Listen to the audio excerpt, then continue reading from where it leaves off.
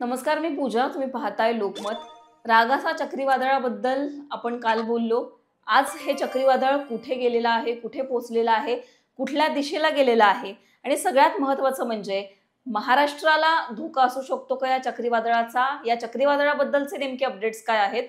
आणि दुसरी गोष्ट म्हणजे कोणते अलर्ट महाराष्ट्रात देण्यात आलेले आहेत पुढच्या काही दिवसांसाठी? पावसाचा जोर पुन्हा एकदा वाढणार आहे. हवामान विभागाने कुठले अलर्ट दिलेले आहेत? हे सगळं या व्हिडिओच्या माध्यमातून जाणून घेणार आहोत.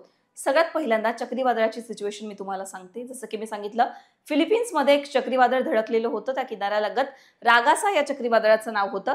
सध्या या चक्रीवादळाची सिच्युएशन जर आपण बघितली तर ही बघा, इथे आपल्याला दिसतंय की हे रागासा नावाचं चक्रीवादळ आहे. व्हिएतनाम असेल, थायलंड असेल, म्यानमार असेल, त्याचबरोबर या सगळ्या भागांना या चक्रीवादळामुळे अलर्ट देण्यात आलेला आहे. आपण आत्ता जर बघितलं तर चीनच्या दिशेला या चक्रीवादळाने त्याचा जो प्रवास आहे हा सुरू केलेला आहे. आत्ता या चक्रीवादळाची इंटेन्सिटी जर आपण बघितली तर हाँगकाँगच्या पुढे हे चक्रीवादळ गेलेलं आहे. पुढे पुढे हे चक्रीवादळ आपल्याला जाताना दिसत आहे. 23 तारखेनंतर 24 तारखेची सिच्युएशन आहे.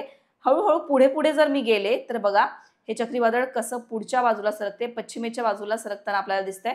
या चक्रीवादळाची हळूहळू इंटेन्सिटी कमी होत जाणार आहे असं आपल्याला दिसतंय. आता बघा, 25 तारखेला जर आपण बघितलं तर इंटेन्सिटी आपल्याला या चक्रीवादळाची कमी झालेली दिसते. पुन्हा एकदा आपण 24 तारखेवर आलेलो आहोत.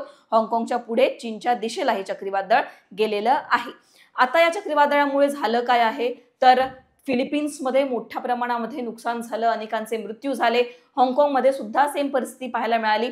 पुढे जाऊन जर आपण बघितलं तर चीनमध्ये सुद्धा या चक्रीवादळामुळे मोठ्या प्रमाणात नुकसान झालेलं आहे. आता पुढे म्हणजे जसं की मी सांगितलं, पश्चिमेच्या बाजूला हे चक्रीवादळ सरकत आहे.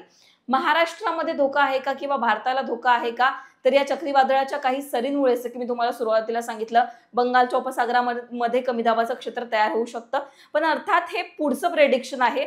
आता हे चक्रीवादळ जे आहे ते हाँगकाँगच्या पुढे सरकत आहे आणि हळूहळू याची इंटेन्सिटी कमी होणार आहे. पण कमी दाबाच्या क्षेत्रामुळे महाराष्ट्रामध्ये मोठ्या हालचाली सुरूच आहेत. सॅटेलाइट इमेज जाणून घेणार आहोत आणि त्या माध्यमातून मी तुम्हाला सांगणार आहे की कशा प्रकारे महाराष्ट्रामध्ये जे आहे ते वेदर सिस्टीम मध्ये मोठे बदल होताना आपल्याला दिसत आहे. ही सॅटेलाइट इमेज आहे. हा महाराष्ट्राचा भाग आहे. इकडे जर तुम्ही बघितलं तर हे बघा, बंगालच्या उपसागरामध्ये इकडे आपल्याला दिसतंय की मोठ्या प्रमाणामध्ये सिच्युएशन्स तयार होत आहेत. कमी दाबाचं क्षेत्र एका पाठोपाठ एक तयार झालेलं आहे. इकडे ढगाळ वातावरण तुम्हाला दिसतं आणि या बाजूला जोरदार वारे वाहत आहेत. हा महाराष्ट्राचा भाग आहे आणि महाराष्ट्रामध्ये सुद्धा जर आपण बघितलं तर मोठ्या प्रमाणामध्ये आपल्याला दिसतंय की अनेक अलर्ट सुद्धा देण्यात आलेले आहेत. कारण मराठवाड्यामध्ये सगळ्यात जास्त या कमी दाबाच्या क्षेत्रांचा परिणाम होतोय. एका पाठोपाठ एक कमी दाबाचे क्षेत्र तयार झाल्यामुळे पूर सदृश्य स्थिती झालेली आहे. ढगफुटी सदृश्य परिस्थिती सुद्धा निर्माण झालेली आहे. आता अलर्ट काय देण्यात आलेले आहेत इकडे जर आपण बघितलं तर मॅप वाईज सुद्धा अलर्ट मी तुम्हाला सांगणार आहे. मॅप वाईज कशा प्रकारे अलर्ट दिलेले आहेत हे बघा. इकडे जर तुम्ही बघितलं तर हा 24 तारखेचा भाग आहे. 24 तारखेची तारीख आहे. 24 तारखेचा मॅप आहे. विदर्भ असेल, मराठवाड्यातील काही भाग असेल, कोकणाला सुद्धा येलो अलर्ट आहे. हलक्या ते मध्यम पावसाच्या सरी बरसणार आहेत. 25 तारखेला यवतमाळ, त्याचबरोबर चंद्रपूर, गडचिरोलीला ऑरेंज अलर्ट आहे, म्हणजेच मुसळधार पाऊस पडणार आहे. विदर्भ आणि मराठवाडा या भागांमध्ये आपल्याला पाऊस दिसतोय. 26 तारखेची परिस्थिती बघितली तर कोकणामध्ये काही जिल्ह्यांना ऑरेंज अलर्ट आहे, मुसळधार पाऊस आहे. बाकी विदर्भ असेल, मराठवाड्यामध्ये सुद्धा पाऊस पडणार आहे. 27 तारखेला सुद्धा जर आपण बघितलं तर ऑरेंज अलर्ट काही भागांमध्ये देण्यात आलेला आहे.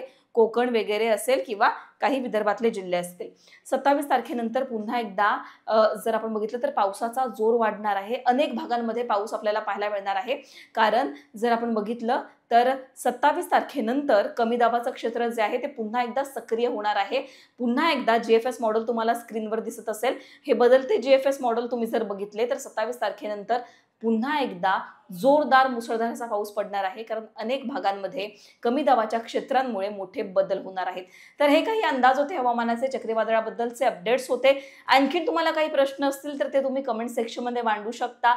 तुमच्या भागामध्ये सध्या काय परिस्थिती आहे ते सुद्धा कमेंटमध्ये सांगा. लोकमतला सबस्क्राईब केलं नसेल तर सबस्क्राईब करायला विसरू नका. हा व्हिडिओ पाहिल्याबद्दल धन्यवाद.